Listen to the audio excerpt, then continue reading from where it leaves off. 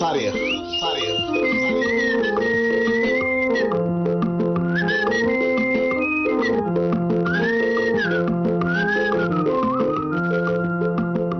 ሰላምን ጥዕናን አይፈለኹም ክቡራትን ክቡራንን ተኸታተልቲ መደብ ከብሕ ታሪክ እነሆ ንሎሚ ድማ ጥዑምና ሓለሙ ኣብ ትሕቲ ዝብል ኣርእስቲ ብግርማይ ወልደ ገርጊስን መብራህቱ ዮሴፍን ዝተጻሕፈ ጽሑፍ ናባኻትኩም ነብሎ ኣለና ንምክትታልኩም በኽብሪ ዝዓብድም ኣሩን ኣንዳይ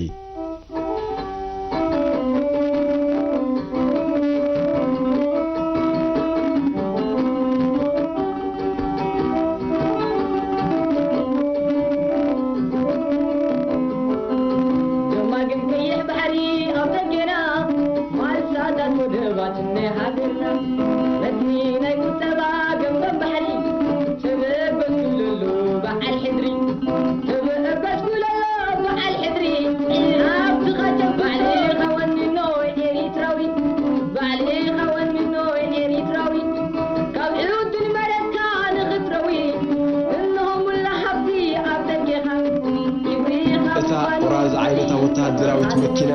10 ፊሶ ፈሳሲ ክትሕዝ ትኽእል ንእሽቶ ቦት ሓንጊጣ እኳ እንተነበረት ብየማነ ጸጋማ ይኹን ብቅድሚያን ድሕሪያን ድላይ ከዓይነት ንብረት ክጽዕነሉ ዝኽእል ቦታ ነበራ ስለዚ ነቲ ጸላኢ ዝቐበሮ ብክፍለ ሃንደሳ ህዝባዊ ግንባር ተፋሒሩ ዝወፀ ኩምራ ነተኩቲ ምስታ ቦት ኣጸጊዕና ብኹሉ ሸነኻት ደርደርናዮ እታ ኦራል ኣብ ርእሲ እዚ በንዚን ዝመልአ ፊስቶን ልዕሊ መስርዕ እንኸውን ንውግእ ዝተቐረብና ጠያይትን ቦምባታትን ዝዓጠቕና ተጋደልቲ እውን ጽዒና ናብ ወርሒ ክትውንጨፍ ምብራዕ ጥራሕ ትጽበ ሮኬት መሰለት እዚ ብዓይኒ ድሕነት ክኸውን ዘይነበሮ ብዓይኒ ወታደራዊ ኩነታት ግን ግድነት ክኸውን ዝነበሮ ዘይንብር ኩነት ስክፍታ ግዲ ፈጢሩለይ ነቲ ብጸጋመይ ኮፍ ኢሉ ዝነበረ መራሕ ሓይልና ወዲ ፀሃየ እዚ ነተኩቱ ደኣ ደሓን ክህበና ድዩ በልክዎ ኣብ ውሽጠይ ስግኣት ከም ዘይብለይ ነኸምስል ፍሽኽታ ሰኒ ታዘላ ኣብ ኣላ ጥራይ ኢሉኒ ምልክት ናይቲ ዝነበሮ ብርቱዕ ድኻም ርእሱ ኣብተን ጨቢጥወን ዝነበረ ኣብራኹ ደፊኡ ግምስስ በለ ፍዋት ሳልም ዘረብኡ ክቕጽልና ተጸበናዮ ገድልን መጋድልቱን ተራእየሞ መስለኒ ገጹ ኣሲሩ ኣዒንቱ ጨምቲሉ ብሓሳብ ናብቲ እቲ ዛንታ ዝተፈጸመሉ ሰሜናዊ ምብራቕ ሳሕል ተመርቀፈ ፍዋት ሳልም ዓብደላ ወዲ 13 ዓመትን ከለዩ ብ1978 ኣብ እዋን ምዝላቕ ናብ ህዝባዊ ግንባር ተሰሊፉ ቁርብ ዕድመ ምስ ደለበ ኦፕሬተር ኮይኑ ኣብ ብሪጌድ 44 ሳሳይ ቦጦለኒ ካልኣይ ሓይሊ ተመዲቡ ኣብ ሰሜናዊ ምብራቕ ሳሕል ኣብ ታባታት ኢብራሂም ኣዝረቐትን ተከልን ገድሉ ዝቐጸለ ህዝባዊ ግንባር ኣብ 1984 ንውቃኡ ዝክድምስስ ምስ ወሰነ ካልእቲ ሓይሊ ብድሮ ናይቲ መጥቃዕቲ ኣሮብ ንዝበሃል ዓብ ጎቦ ተጸጊዓቶ ክትሓድር መምርሒ ተዋህባ ብሰላሕታን ጸላምን ኣብ ኣፍንጫ ጸላይ ተጸጊዓ ድሕሪ ምሕዳር በብጋንታ ተወዲባ ኣብተን ዓበይቲ ኣኻውሕ ዝርከበን በዓትታት ተሓበት ክሳብ ናይ ተበገስ ሰዓት ዝሕበራ ድማ ይትረፍዶ ገልጠም ዝብል ድምፂ ከቢድ ሰኸም ባህርያዊ ጻውዒት ገዲፍካውን ኣብ ከቢድ ወጥርን ከለኻ ናይ ሽንትን ቀልቀልን ጉዳይ ሕሩን ነበረ ፍؤادን ብጾቱን ነቲ ወጢሩ ዘሳቅዮም ዝነበረ ጉዳይ ቀልቀል ንምግላጽ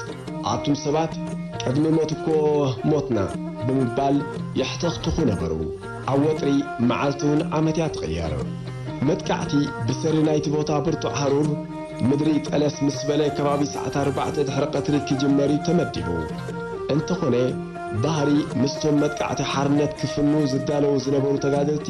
ከም ዝተማኸረ ከባቢ ሰዓት 1 ድሕሪ ቀትሪ ካብ ጻት ናብ ጻት ናይቲ ግንባር በዚ መጽአ ዘይተባህለ ግመ ወሪዱ ሸፈኑ እዚ ግመዚ ከውሊ ካብ ዓይኒ ጸላይ ጥራይ ዘይኮነ ነፈርቲ ንኸይድብድባውን ዓብ ዕርዲን ተጋደልቲ ኾነ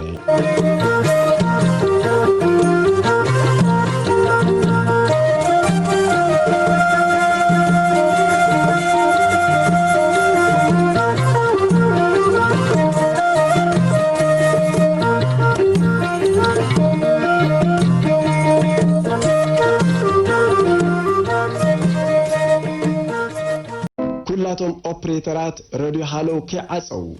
በአርባዕቲው ኩርናዕ ኣብ ነፍሲ ወከፍ ርብዒ ሰዓት ክረኸቡ መምርሒ ተዋሂቦም ስለ ዝነበረ ሮዴታቶም ካብ ዘሎ የለን ኣብርክምና ምባል ሓሊፈን ናይ ሓባር ህጹጽ መልእኽቲ ስለ ዘለኩም ቀጢፍኩም ፍትሕዎ ዝብል ኮድ ዝተመሓላለፈ መልእኽቲ ተዋሂቦም ነቲ ምስጢራዊ ኮዳት ፈቲሖም ምስ ወድኡ ያላ ሕጂ ተበገስ ቀድቅድሜኻ ዘሎ ጸላኢ ኣጥቀ ዝብል ትእዛዝ ሰዓበ ሓይሊ 22 ሳልሳይ በጦሎኒ ብርጌድ 44 ድማ ካብቲ ተወሺባትሉ ዝወዓለት ወጥሪ ዘገላግላ መስርሆት ምጅማር ውግእ ረኸበት ሕጂ ሕራይ ኮነ እናበሉ ኣባላታ እነቲ ኣብቲ ጽቢቱ ዘይነበረ ዝተዳሃለለ ሰራዊት መግዛእቲ ሃጀመቶ ኣብ ምሉእ ግንባር ኣብ ሓንቲ ሰዓትን ህሞትን ብመዳፍዕ ቦምባታትን ጠያይትን ከም ብርቱዕ ክራማት ባሕሪ ብጻዕ ከተፈነወ ኣብ ዘይተጸበዮን ዘይሓሰቦን ብርቃዊ ሓደጋ ዝወረዶ ሰራዊት ኢትዮጵያ ጭራቁረጽ ብዘምስል ህድማ ጀመረ ጸላኢ ካድም ተጋደልቲ ከርክቡ መሬት ኣብ ምዕራባ ማህሚመት በጽሑ ኣብ ኣውገትን ጎላጉል ክራይን ሚዛን ዝነበሮ ሓያል ውግእ ድሕሪ ምክያድ ሰራዊትና ኣብ ማርሳ ተኽላይ ዓሰለ ሓደ ካብቶም ነቲ ጸላኢ ሓዲግዎ ዝኸደ ማእለያ ዘይነበሮ ንብረት ብፍላይ ከዓ ዝተፈላለየ ዓይነት መግቢ ዝተዓዘበ ገዲም ተጋዳላይ እንኳ ጸላኢና ከማና ድኻ ይኮነ ምኽንያቱ ድሕሪ ሕሉፍ ድኻምን ጥሜትን ለይትን መዓልትን ብዘይ እስትንፋስ ዘካየድናዮ መሪር ውግእ እንታይ ምበላዕና ነርና ክብል ተዋስአ ኣባላት ሓይሊ 22 ጠሊ ባሕሪ እናስተማቐሩ ዕሹግ መግቢ ስቃጥላታት እናተመገቡ ገለ ካብቶም ባሕሪ ርእዮም ዘይፈልጡ ኣባላት ድማ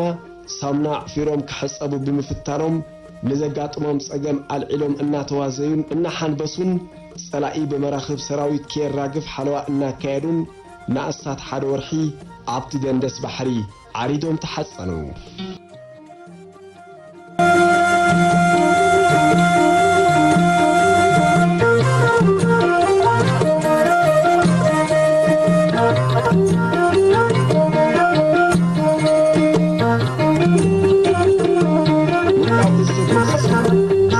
ዓሪድሉ ዝነበረ ጸገማይ ግንባር ናቕፋ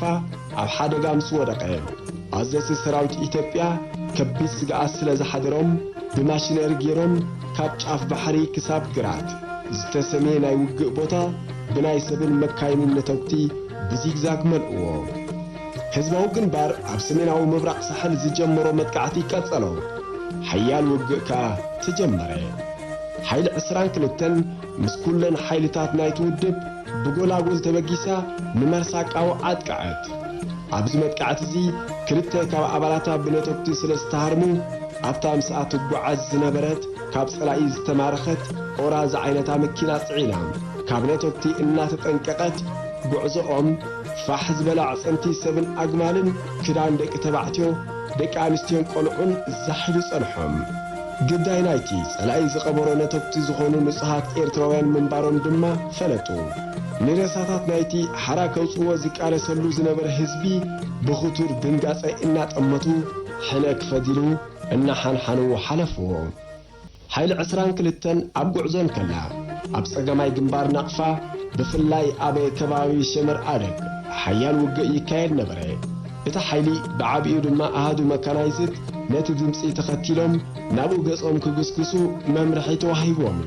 እቲ ጉዕዞ ግድነታውን ቅጽበታውን ስለ ዝነበረ ኣብ ትሕቲ መራር ፀሓይ ብዘብዘቢዩ ክካየድ ዝነበሮ ጸላኢ ነዚ ዝግስግስ ዝነበረ ሰራዊት ካብ ርሑቕ ብኸሻፋ ክሪዮ ግድን ስለ ዝነበረ ካብ ኣስመራ ነፈርቲ ውግእ ኣፈርክቡ ተባሂለን ኣብ ውሽጢ ናይ ቋሕሰም ህሞት ደበኽበላ ካብ ሰዓት 10 ናይ ንግሆ ጀሚረን ምስለን ካብ ሰማይ ከይሃሰሰን ድምፀን ከይቀሃመን ተተበራሬን ተመላለሳን ደብደባን ኣብቲ መኻውሎ ዘይብሉ ሰጣሕ ጎልጎል በቲ ካብ ነፈርቲ ዝድርበ ዝነበረ ክላስተር ቦምባታት ክድሕን ትጽቢት ዝግበረሉ ሓደ እኳ ኣይነበረን ሰላቲ ካብ ሰራዊት ህዝባዊ ግንባር ዝትኮሰለን ዝነበረ ጸረ ነፈርቲ ግን ዕላምአን ብልክዕ ክወቕዓ ኣይከኣላን ዝድርበኦ ቦምባታት ምህለላ ኣዴታት ግዲ ሰሚሩ ንዕጨ እምኒ ደኣ ኾነ ውፅኢት ናይቲ ደድሕሪአን ክጭርገፍ ዝወዓለ ተቃውሞ ኣሃዱ ጸረ ነፈርቲ ሓንቲ ነፋሪት ተወቂዓ ክትቃጸልን መራሒኣ ብፓራሹት ወሪዱ ክማረኽን ሓደ ኮነ ካፒተን በዛብህ ጴጥሮስ ኣብ ኢድ ብጾትና ኣተወ ሓይሊ 22 ምስታ ውግኣታ ጽዕና ዝነበረት ኦራልን ኣሃዱ መካናይዝድን ጎድኒ ጎድና ብምዃን ድርባቦ ዝተባህለ ኣጻምዕ ጎራጉል እናሰንጠቐትን ከላ ኣብ ሓደ ቦታ ሃንደሳ ህዝባዊ ግንባር ዘውፅኦ ነተብቲ ጸላኢ ተኸሚሩ ጸንሓ። ምስቲ ኩምራ ነተብቲ ኣብ ሓለዋ ዘጸንሑ ክልተ ኣባላት ሃንደሳ ነቲ ኩምራ ነተብቲ ኣብታ ኦራል ጽዒኖም ንኸማልእዎ ተወከስዎም። ካብ ጸላኢ ዝተሰልበ ንብረት ዓይንኻ እናረኣኻ ገዲፍካዮ ክትከይድ ዘይሕሰብ ስለ ዝኾነ መራሕ ሓይሊ ወዲ ፀሃየ ንሓንቲ መስርዕ ናይቲ ሓይሊ ኣትሪፉ ምስ ኣባላት ሃንደሳ ተሓጋጊዞም ክጸዕንዎ ኣዘዘ። ወዲ ፀሃየ ምስ ኦፕሬተር ፉኣድ ሳልም ዓብድላ ድማ ምስታ መስርዕ ተረፉ። ክጽዕኑ እንተኾይኖም እቶም ክልተ ብረተብቲ ዝተሃርሙ ብጾትና ናብ ካልእ ክግዕዙ ስለ ዝነበሮም ናብ ካልእ ኦራል ናይ ኣሃዱ መከናይዘት ኣሳፊሮም ኣፋነዎም። ድሕሪዚ ነተብቲ ተሰኪምካ ምጽዓን ጀመሩ። ዝኾነት እግርኻ ተንብረላ ምድሪ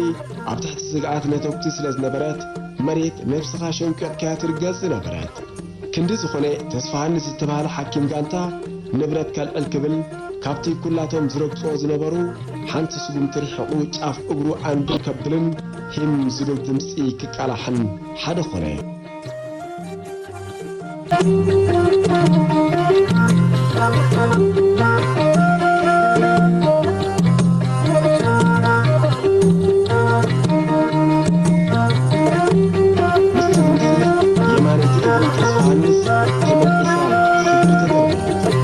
መስርዕ ሓይሊ 22 ነታ ዝተቖርጸት እግሪ ቀቢራ ንውጉእ ሓኪማ ነተብቲ ብግቡእ ረስሪሳን ደርዲራን ነቲ ውጉእ ኣብ ልዕሊ እቲ ነተብቲ ጸዓነቶ። እቶም ኣብታ ኦራል ክድይቡ ዝተቐረቡ ኣባላት ናይታ መስርዕ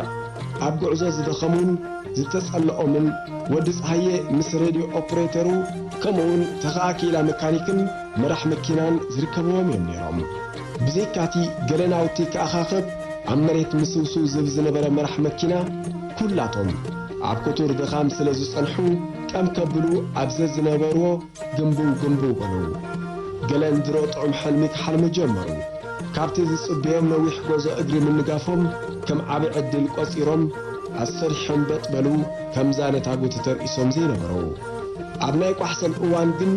ሂም ዝብል ብርቱዕ ነትጉ ንመሬትን ድቃሶምን ኣናወፀ። ፉኣድ ድሕሪ ሰሙን ኣብ ሕክምና ኣንበርበብ ውንኡ ዝፈለጠ። ሓንቲ ካብተን ዝጸዓነወን ነተብቲ ጥዑማ ማለት ኣባርዓይኣ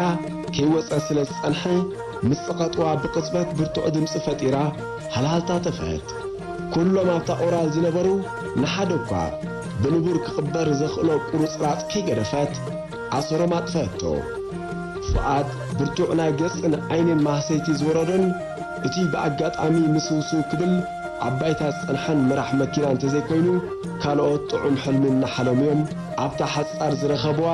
ናይ ቀምህሞት ንዘለዓለም ዝተፈልዩ።